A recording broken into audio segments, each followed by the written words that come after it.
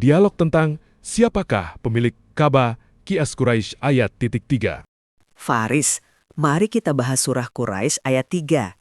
Di situ ada kalimat, maka hendaklah mereka menyembah Tuhan pemilik rumah ini, Ka'bah.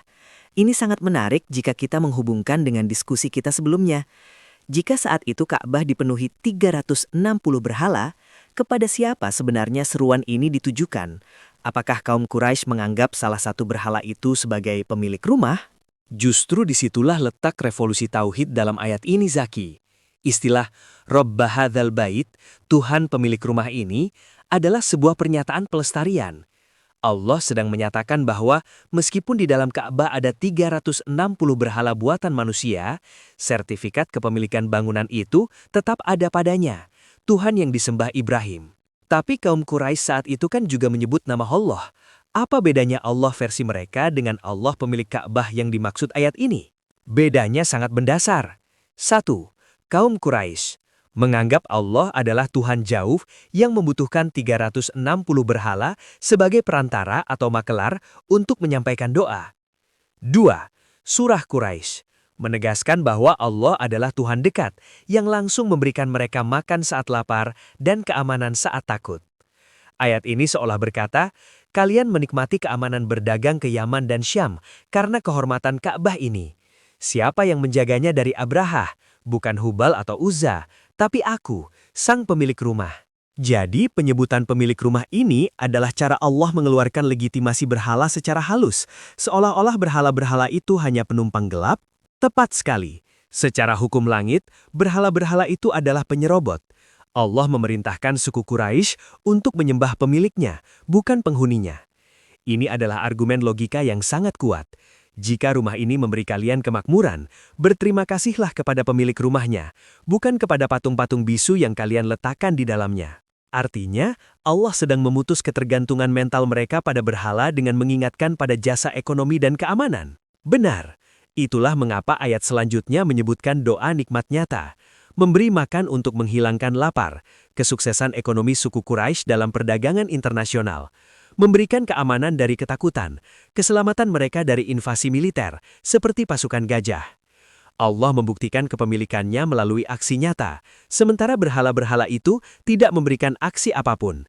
Jadi, Allah pemilik Ka'bah itu adalah Tuhan yang aktif bekerja melindungi mereka, jauh berbeda dengan berhala yang harus dibersihkan dan dipindahkan oleh tangan manusia. Sangat jelas sekarang, kalimat sembahlah Tuhan pemilik rumah ini adalah proklamasi bahwa Ka'bah kembali ke fungsinya yang asli sebagai pusat tauhid, membersihkan klaim paganisme yang sudah berurat akar. Betul, ayat ini adalah jembatan menuju pembersihan fisik yang dilakukan Nabi Muhammad SAW nanti. Allah sudah menyatakan kepemilikannya melalui kata-kata di ayat ini, dan sejarah membuktikannya dengan kemenangan Islam. Faris, mari kita satukan kepingan ini. Di surah Al-Fil, Allah menghancurkan Abrahah yang Nasrani demi Ka'bah yang penuh berhala. Lalu di surah Al-Quraisy, Allah menyebut dirinya pemilik rumah ini. Dan di surah Asy-Syu'ara, dia berfirman melalui tabir. Bagaimana ulama menjelaskan kontradiksi ini? Bukankah Nabi Muhammad sendiri tumbuh di lingkungan itu? Ini adalah perjalanan pemurnian tauhid. Mari kita menuju bedah satu persatu, berdasarkan struktur ilmu tafsir. 1. Surah Al-Fil. Mengapa membela rumah berhala? Siapa sebenarnya Allah yang mengirim burung ababil, padahal Ka'bah saat itu sarang paganisme? Asbabun Nuzul.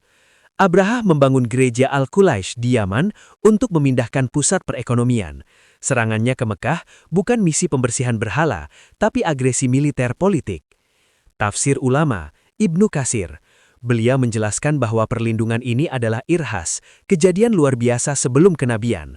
Allah tidak membela berhala di dalamnya, tapi melindungi Baitullah, rumah Allah, karena di tahun itu Nabi Muhammad SAW akan lahir. Hadis, Rasulullah SAW bersabda, sesungguhnya Allah menjaga gajah dari Mekah dan memberikan kekuasaan kepada Rasulnya dan orang-orang yang beriman di atasnya. Hadis riwayat Bukhari dan Muslim. Kesimpulannya, Allah menjaga wadah wahyu terakhir agar tidak dikuasai kekuasaan asing atau Aksum atau Romawi sebelum dibersihkan oleh Muhammad SAW. 2. Surah Quraisy ayat 3.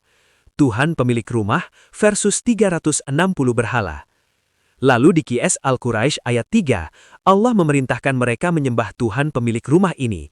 Siapa yang mengerti? Tafsir ulama, Tafsir Al-Misbah, Quraisy Shihab. Kalimat Rabbah hadzal bait adalah bentuk purifikasi ideologi.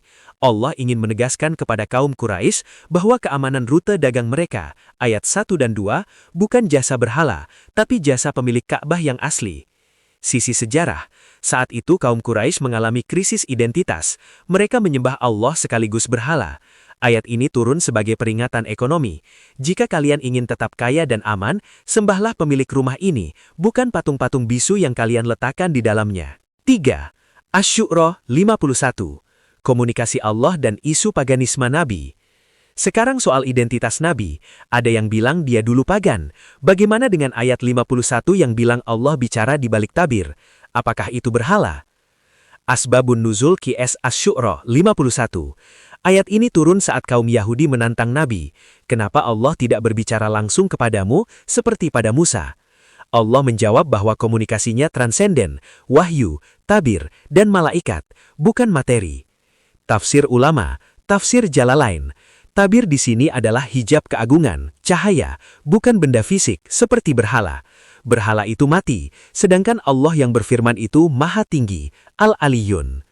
Hadis mengenai masa muda Nabi. Dari Jabir bin Abdillah, ketika Ka'bah melonjak, Nabi muda ikut mengangkut batu. Beliau hampir membuka sarungnya untuk bantalan pundak, seperti tradisi pagan. Namun beliau langsung jatuh pingsan karena dijaga oleh Allah dari menampakkan aurat atau ikut tradisi jahiliyah. Hadis riwayat Bukhari. Meluruskan isu daging berhala. Dalam hadis Zaid bin Amr bin Nufail, hadis riwayat Bukhari 3826, Muhammad muda justru menolak daging yang disembelih untuk berhala.